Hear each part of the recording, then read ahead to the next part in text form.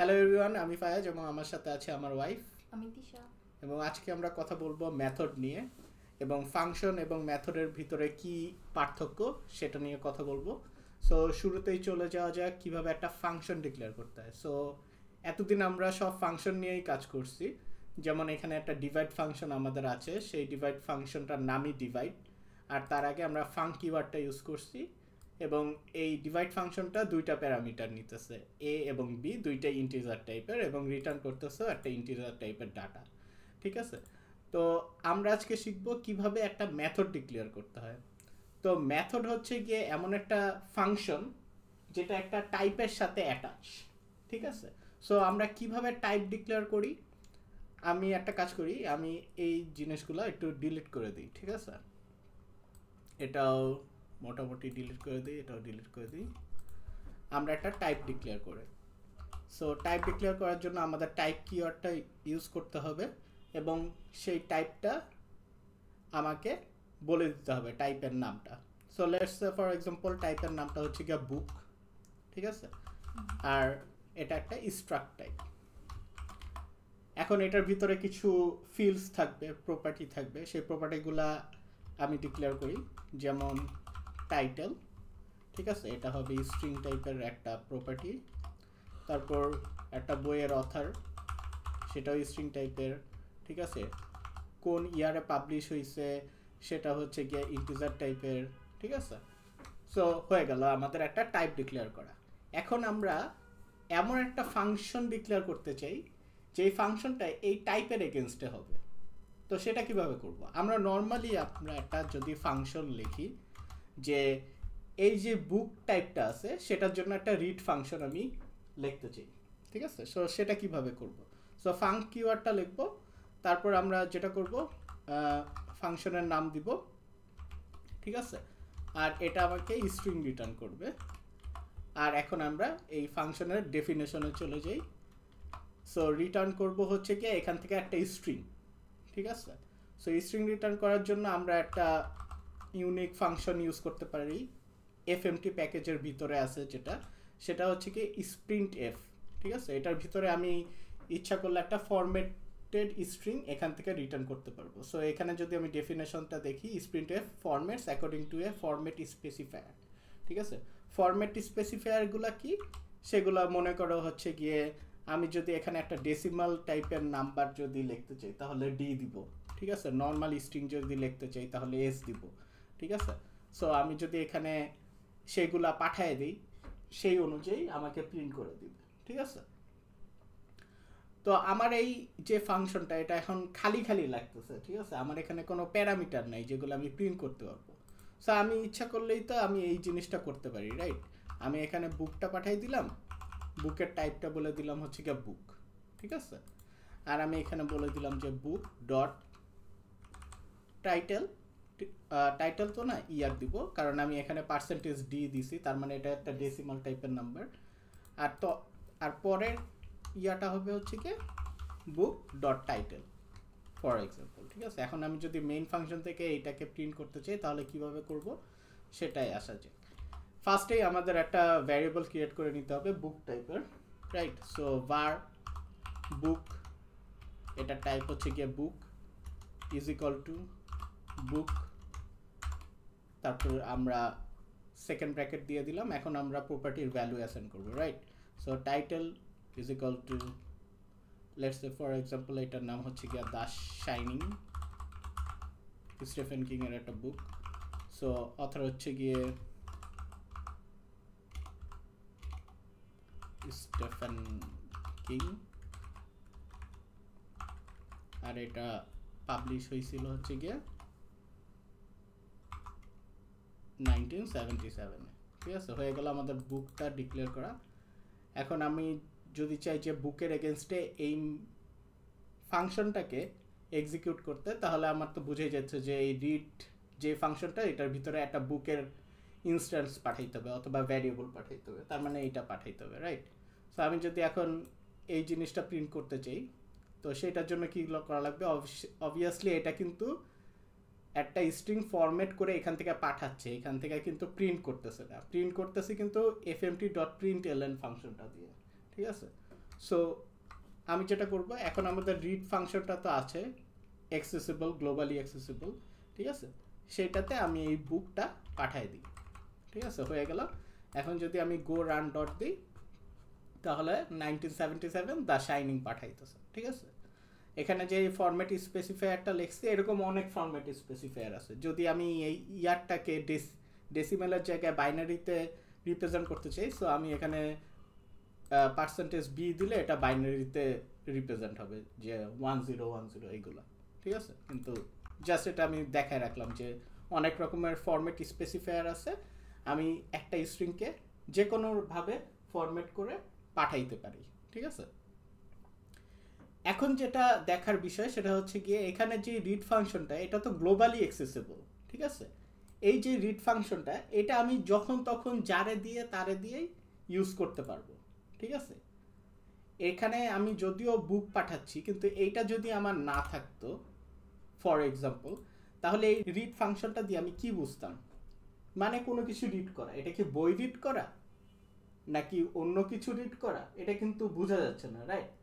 So আমি চাই হচ্ছে কি এই যে বুক টাইপটা, এটা নিজস্ব একটা ফাংশন যাতে থাকে, যেটা দিয়ে বোঝা যাবে যখনই আমি একটা বুকের এগেনস্টে আমি রিড মেথডটাকে এক্সিকিউট করতেছি, তার মানে এই বইটাকে পড়া বোঝাচ্ছে, ঠিক আছে, অন্য কিছুকে পড়া বোঝাচ্ছে না, ঠিক আছে। সো আমি যেটা করব, এখন এই বুকের এগেনস্টে আমি এই রিড মেথডটাকে এক্সিকিউট করার চেষ্টা করব, ঠিক আছে। সো এই বুকের এগেনস্টে করার জন্য আমাদের যেটা করা লাগবে, এই যে ফাঙ্ক কথাটা আছে সেটার আগে আমাদের এটা বলে দেওয়া লাগবে যে এটা হচ্ছে গিয়ে বুকের একটা মেথড, ঠিক আছে, এইভাবে, আর কিছু না।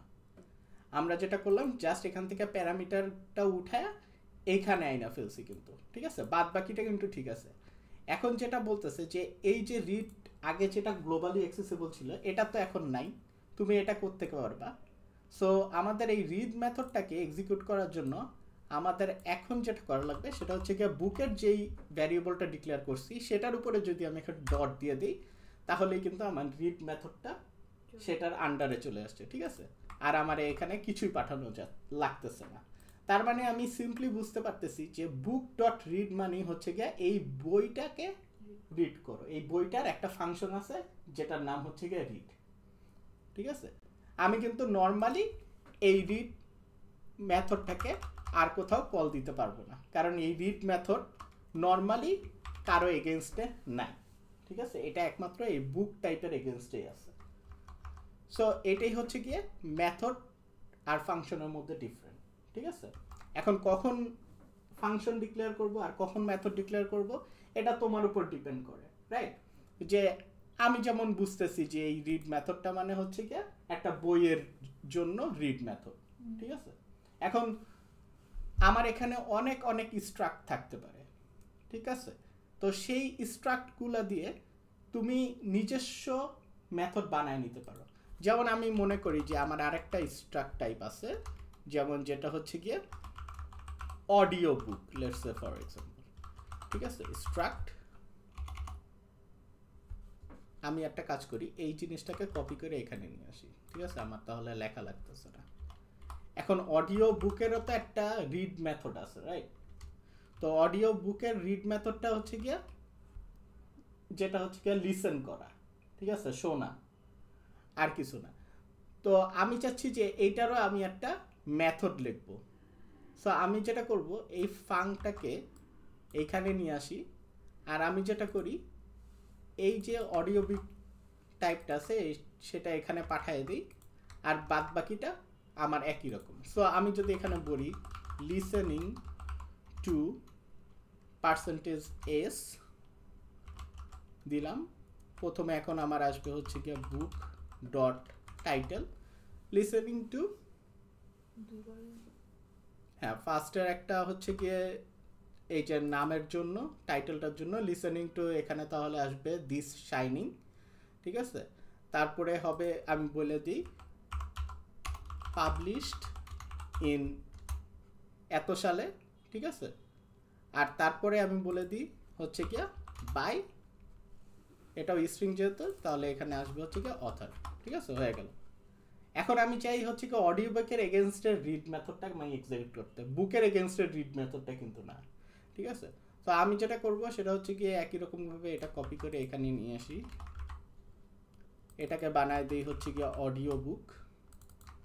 এটা হচ্ছে কি অডিও বুক, আমি এটার সামনে একটা এ লাগাই দিই, এটাকে বড় হাতের করে দিই।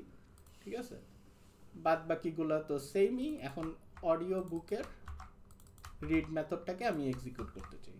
ঠিক আছে, আমি কিন্তু মেথড বলতেছি এতক্ষণ, ঠিক আছে, ফাংশন কিন্তু বলতেছি না, কারণ এগুলা সব এক একটা টাইপের against. So go run dot যদি দেই তাহলে আমার দুইটাই প্রিন্ট হবে। আগেরটা ছিল হচ্ছে গিয়া বুকের রিড মেথড, ঠিক আছে, আর পরেরটা হচ্ছে গিয়া অডিও বুকের read method. So listening to the Shining published in 1977 by Stephen King.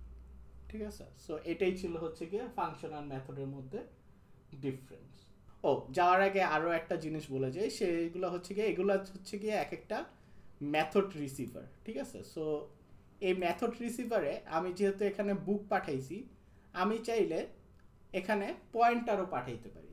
ঠিক আছে, সো পয়েন্টার কিভাবে পাঠানো যায়, লেটস সে ফর এক্সাম্পল আমি এই যে অডিও বুকটা আছে, ঠিক আছে, সেটার ইয়ারটা চেঞ্জ করার জন্য একটা মেথড অ্যাডিশনাল লিখতে চাই। তো সেটা কিভাবে করব সেটা দেখে আসি। সো ফাঙ্ক লিখবো, তারপর বুক, তারপর দিব হচ্ছে কি একটা স্টার, ঠিক আছে, তারপর অডিও বুক। এটা হচ্ছে গিয়ে পয়েন্টার রিসিভার। এখানে যে বুকটা পাঠাইছে এটা কিন্তু পাসড বাই ভ্যালু হয়েছে। এখন যে বুকটা পাঠাইতে চাই সেটা হচ্ছে গিয়ে পাসড বাই রেফারেন্স, মানে পয়েন্টার দিয়ে। তো একই রকমভাবে আমি বলি যে আপডেট ইয়ার, কারণ এই বইটার পাবলিশ ডেটটা আমি চেঞ্জ করতে চাইতেছি। আর আমি এখানে বলে দিই যে এখানে আমি নতুন একটা বছর পাঠাইতে চাই, সো নিউ ইয়ার, আর এটা ইন্টিজার টাইপের হবে। ঠিক আছে, এখন যেটা করব সেটা হচ্ছে গিয়ে এই যে বুকটা পাঠাইছি, book dot year is equal to new year. ঠিক আছে, সো হয়ে গেল। এখন আমাকে এটাকে কল দিতে হবে, এটা যেহেতু পয়েন্টার, সো আমি কল দিব হচ্ছে গিয়ে এইভাবে এ বুক ডট আপডেট ইয়ার, এখানে পাঠিয়ে দিব হচ্ছে গিয়ে নতুন বছরটা। লেটস সে ফর এক্সাম্পল 1 বছর আগে বইটা পাবলিশড হয়েছিল, সো 76। ঠিক আছে, এখন যদি আমি রিড মেথডটা আবার এক্সিকিউট করি এইটা আপডেট করার পরে, সো গো রান ডট দিলে listening to the Shining published in 1976 by Stephen King. So এই দুইটার মধ্যে তফাৎ হচ্ছে একটা পাস বাই ভ্যালু হয়েছে, একটা পাস বাই রেফারেন্স হয়েছে। এখন বলতে পারো যে কেন পাস বাই রেফারেন্স পাঠাইলা, কেন pass by copy by value কেন পাঠাইলা না প্যারামিটার হিসেবে। ঠিক আছে, কারণ হচ্ছে গিয়ে আপাতত তো আমাদের স্ট্রাকটা অনেক ছোট, রাইট? এরকম দেখা যাবে যে আমরা বিশাল বড় বড় স্ট্রাক নিয়ে কাজ করতেছি, সো বারবার স্ট্রাক ডিক্লেয়ার করে সেটার মধ্যে ইয়ার চেঞ্জ করে আমার যদি বারবার ক্রিয়েট করা লাগে তাহলে অনেক কয়টা স্ট্রাক ক্রিয়েট হয়ে যাবে, রাইট? আর পাস বাই ভ্যালু একটু বলতে গেলে হচ্ছে গিয়ে একটা কস্টলি একটা অপারেশন। ঠিক আছে, এখানে পাস বাই ভ্যালু মানে পুরা ভ্যালুটাই আমি পাঠাই দিতেছি নতুন করে কপি কইরা। ঠিক আছে, কিন্তু রেফারেন্সটা পাঠাইছি মানে হচ্ছে গিয়া মেমোরি রেফারেন্সটা নিয়ে নাও, ওইখানে যা আছে সেইটাকেই তুমি মডিফাই করো। ঠিক আছে, কিন্তু এইখানে যেটা হচ্ছে কপি করে তোমার একটা পাঠাইছি সেইটাকে তুমি মডিফাই করো। ঠিক আছে, বুঝতে পারতেছো? তার মানে এটা একটু এফিশিয়েন্ট এটার থেকে। কিন্তু কোন জায়গায় পয়েন্টার ইউজ করব আর কোন জায়গায় কপি বাই ভ্যালু ইউজ করব এটা আর কি তোমার বুঝে নিতে হবে যে কখন আমার কোনটা দরকার। ঠিক আছে, এটা আসলে অপারেশনস এর উপর ডিপেন্ড করে, তোমার নিজস্ব ক্রাইটেরিয়ার উপর ডিপেন্ড করে কখন তুমি পয়েন্টার দিয়ে ভ্যালু পাস করবা, কখন তুমি ভ্যালু দিয়ে ভ্যালু পাস করবা। ঠিক আছে, কিন্তু মোদ্দা কথা হচ্ছিল গিয়ে ফাংশন আর মেথডের মধ্যে কি তফাৎ, এটাই ছিল হচ্ছে গিয়ে তফাৎ। আমরা দুই রকমের মেথড রিসিভার দেখলাম, একটা কপি বাই ভ্যালু, একটা কপি বাই পয়েন্টার। আর এটাই ছিল আজকের lesson. I hope you liked it and we'll see you in the next one. Bye bye. Bye.